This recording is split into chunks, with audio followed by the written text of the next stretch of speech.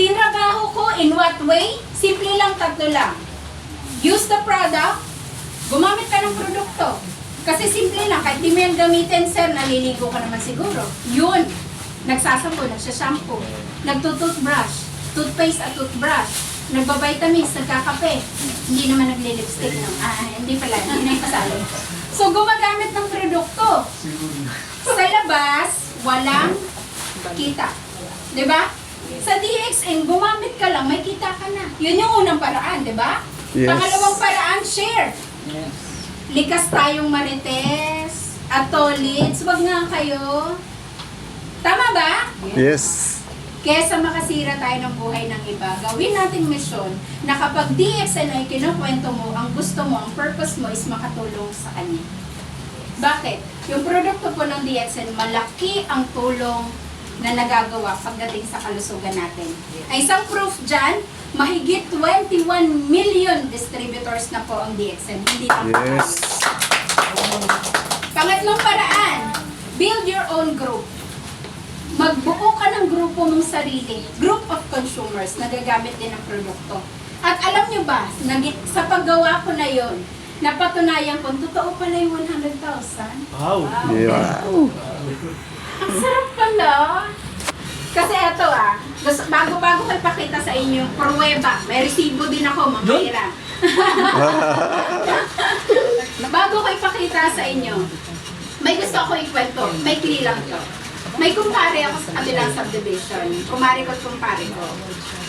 Ang member ko talaga yung babae. Naging kumare ko na siya. So member ko siya, naging friend ko hanggang sa naging kumare ko na kasi naging super close na rin kami. Yung mister niya, nagtatrabaho sa EPSA. Ay, alam niyo naman ang EPSA, di ba, Rosario? So, sa company nila, may incentive din na 100,000 pesos. Eto, totoo po itong pangyayari, Totoo po itong kwento. 100,000 pesos. So, para makuha mo yon, sir, kaya mo ba magtrabaho ng 10 taon? Walang absent, walang late. Kaya mo? Walang absent, walang late. Yung kumari ko nanganak mag-isa sa ospital kasi yung asawa niya nasa trabaho. Alright. May sakit yung anak niya, may sakit siya, pero yung asawa niya nasa trabaho. May sakit yung asawa niya, pero kailangan niyang pumasok sa trabaho. Totoo yun. Dahil sa incentive. At ang nakakatuwa, good news, nakuha naman niya. 10 taon, sir, grabe, malupit. Sobrang sipag. Walang absent, walang late, 10 taon. Ito na ngayon. Di, syempre, alam ko, naka 10 taon na. Chinachat ko na yung kumari ko, Mare, pakapi ka naman. May 100,000 na kayo. Ang reply sa akin ng kumari ko, naku, Mare, hindi pa naman yung ibibigay. Bakit? Diba, kompleto na yung 10 taon, walang absent, walang late. Oo, Mars, pero ibibigay lang yung pag nag-resign na yung mister ko. Ang sakla. Pero alam nyo ba, itong good news? Sa DXN, pag nakuha mo ngayon, ma'am, ngayong buwan na to, ibibigay sa'yo next month. Yes. Woo! At eto na nga yung resibo. Ito na, ito na. Resibo lang to, resibo lang.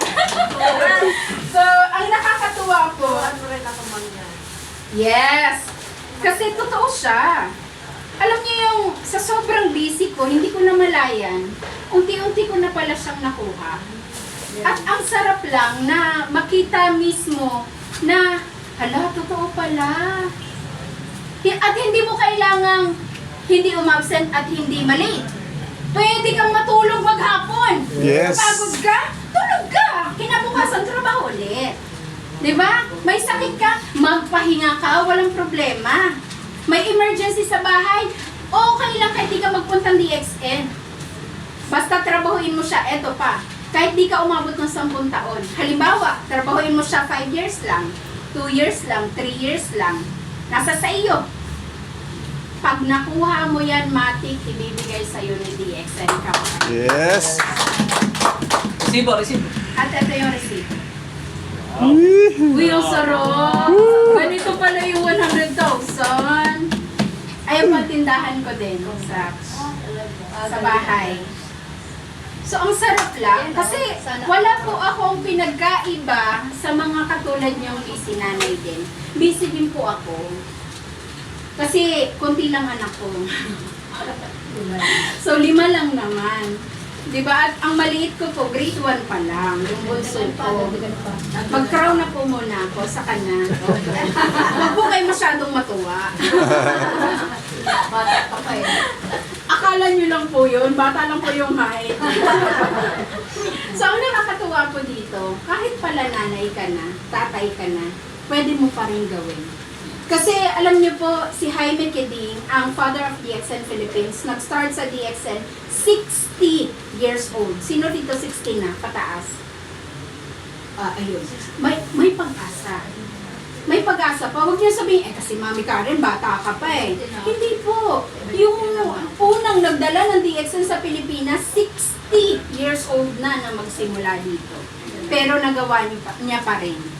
So, ang sikreto dyan, maghanap ka ng oras para maisingit mo gawin ang DXN. Paano ba gawin DXN? Ay, magmarites ka lang, pero DXN marites mo. Yes. Yun. Diba? Punta ka sa kapitbahay, mali, kape tayo. Siyempre, yung kape mo, DXN hindi yung kopi nila.